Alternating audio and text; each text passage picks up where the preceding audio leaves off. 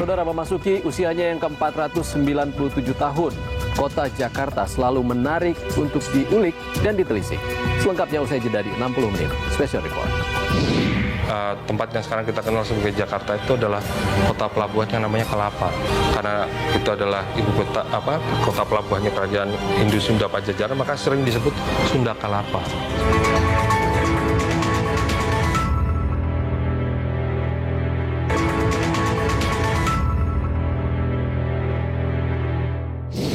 Anda kembali bersama kami di 60 menit Special Report, membuka mata, mengungkap fenomena. Saudara, memasuki usianya yang ke-497 tahun, Jakarta bukanlah nama pertama bagi ibu kota Indonesia.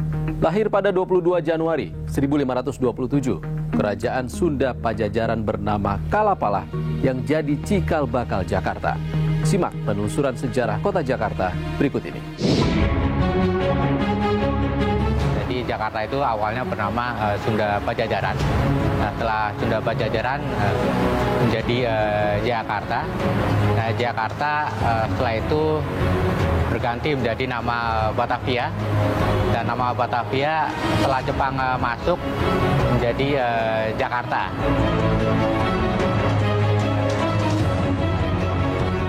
Nah, problemnya kemudian di dalam sejarah kota Jakarta ada satu lagi nama seorang yang disebut juga dengan Jayakarta.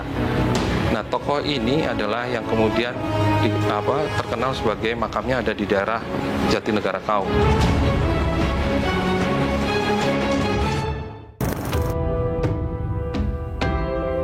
Jakarta selalu memiliki cerita menarik dan unik untuk ditelisik. Ibu kota yang berusia 497 tahun ini bermetamorfosis sejak zaman kerajaan hingga Hindia Belanda. Lahir pada 22 Juni 1527, kota Jakarta berawal dari kerajaan Sunda Pajajaran yang bernama Kalapa. Kalapa merupakan sebuah pelabuhan yang berdiri sejak abad ke-5 di bawah kekuasaan kerajaan Sunda Pajajaran. Pada abad ke-15-an, Kalapa menjadi pelabuhan terbaik di Nusantara berskala internasional. Aktivitas perdagangan ke negara Timur Tengah dan Eropa meramaikan pelabuhan yang berpusat di bagian utara ini. Namun, seiring perkembangan zaman, keberhasilan pelabuhan Kalapa justru menjadi ancaman bagi kerajaan Pajajaran di bawah kepemimpinan Prabu Surawisesa.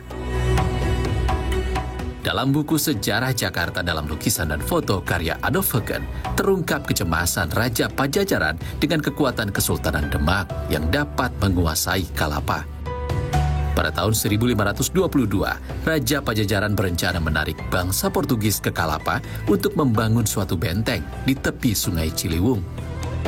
Komunitas jelajah budaya dan sejarawan Universitas Indonesia Kartum Setiawan mengungkapkan alasan terjalinnya kerjasama Kerajaan Pajajaran dan bangsa Portugis. Pada saat itu ada sebuah kerajaan di Jawa Barat, namanya Kerajaan Sunda Pajajaran, dan pelabuhan Sunda Kelapa ini menjadi salah satu pelabuhan utama dari Kerajaan Sunda Pajajaran yang pusatnya di Pakuan, Bogor. Nah, Sunda Pajajaran ini adalah salah satu kerajaan yang pada saat itu belum beragama Islam. Oleh karena itu, ini adalah salah satu kerajaan terakhir yang beragama Hindu. Dan pada saat itu, karena sudah terdesak dengan kerajaan-kerajaan Islam yang dari arah timur, kerajaan Sunda Pajajaran ini melakukan kerjasama dengan Portugis, yang pada saat itu Portugis baru mengalahkan Malaka dan berpusat di Malaka, Sumatera. Namun, pada tahun 1527, Sunda Kalapa dihancurkan oleh kerajaan Demak dan Cirebon di bawah kepemimpinan Fathahillah. Bangsa Portugis kembali ke Malaka dan meninggalkan Kalapa. Sejak saat itulah, Kalapa berganti nama menjadi Jayakarta. Nah, pada saat Portugis datang untuk membangun benteng dan untuk menjalin kerjasama dengan Sunda Pajajaran, sudah tidak ada lagi kerajaan Sunda Pajajaran. Yang ada adalah Fathahillah dengan kerajaan Islamnya, yang pada saat itu sudah menjadi Jakarta. Dan sejak itulah wilayah sekitar Sunda Pajajaran ini diganti menjadi Jakarta, yang artinya kemenangan yang sempurna. Perubahan nama Kalapa menjadi Jayakarta sempat menjadi kontroversi sejarah. Dalam buku Sejarah Jakarta dalam lukisan dan foto karya Adolf Hoeken, Sunda Kalapa dihancurkan oleh Fathahillah pada tahun 1527. Sementara, pada tahun 1560, nama Jakarta pertama kali disebut dalam buku Baros. Budayawan Betawi almarhum Ridwan Saidi memiliki pemahaman lain atas nama ibu kota yang sempat berubah beberapa kali. Urutannya adalah Kalapa, itu dari Meksiko. Orang-orang sebut Sunda Kalapa karena Sunda itu artinya bersinar. Kalapa. Lalu orang luar banyak menyebut Sunda Kalapa, oke? Kemudian Majakatera, tapi dalam lidah penduduk jadi Jakatra atau Jakarta, juga dalam lidah orang-orang pelayar juga disebut Jakatra. Dalam peta pelayaran juga disebut Jakatra. Lalu pada 1628 dia berubah menjadi Batavia. Pada tahun 42 dia berubah lagi menjadi Jakurata atau Jakarta pada zaman proklamasi. Sementara itu, Bondan Kanumoyoso, sejarawan Universitas Indonesia dan penulis buku Beyond the City Wall, mengungkap Jakarta adalah Kalapa, kota pelabuhan kerajaan Hindu Pajajaran. Tempat yang sekarang kita kenal sebagai Jakarta itu adalah kota pelabuhan yang namanya Kalapa. Kalapa ini adalah kota pelabuhan kerajaan Hindu Sunda Pajajaran karena itu adalah ibu kota kota pelabuhannya kerajaan Hindu Sunda Pajajaran, maka sering disebut Sunda Kalapa. Sebetulnya namanya Kalapa. Nah, kemudian ini berkembang pesat di abad ke-13, 14, 15 sebelum kemudian direbut oleh kekuatan Islam ketika itu dan didirikan kota pelabuhan yang namanya Jakarta. Itu terjadi tahun 1527. Masa Jayakarta pada tahun 1527 hingga 1619 berawal dari bangsa Belanda dengan kantor dagangnya di kawasan Banten. Karena keadaan kota yang tidak menguntungkan bagi perdagangan Belanda, maka tahun 1607 armada Belanda berlabuh ke Jayakarta. Di akhir abad ke-16 itu orang Belanda masuk, datang, dan kemudian mereka mulai menanamkan kekuatannya di Jayakarta, dan pada tahun 1619 seperti yang tadi sudah saya singgung, mereka mendirikan kota Batavia setelah menaklukkan Pangeran Jayakarta. Nah, nama Batavia ini berlanjut terus sepanjang masa VOC abad 17 sampai abad ke-18. Nama Jayakarta dikenal sebagai nama kedua ibu kota Jakarta setelah Kalapa. Nama Jayakarta seringkali dikaitkan dengan nama sosok pangeran dari Banten. Sosok Pangeran Jayakarta dipercaya sebagian masyarakat adalah sosok Ahmad Jaketra dengan makamnya yang berlokasi di kawasan Jatinegara Kaum, Jakarta Timur. Makam Ahmad Jaketra berada di lingkungan Masjid As-Salafiyah. Pemerintah DKI Jakarta meyakini Pangeran Ahmad Jaketra dan Pangeran Jayakarta merupakan sosok yang sama. Makam ini ditetapkan sebagai cagar budaya sejak tahun 1999. Namun, makam tersebut hingga kini masih menjadi perdebatan di kalangan sejarawan. Menurut Bondan Kanumoyoso, sejarawan Universitas Indonesia, Pangeran Jayakarta adalah pangeran dari Banten yang berkuasa di Pelabuhan Jayakarta dan ingin menarik keuntungan dagang dari konflik kongsi dagang Belanda dan Inggris. Dan akibat dari konflik tersebut, akhirnya berujung kepada peperangan antara pihak Jayakarta.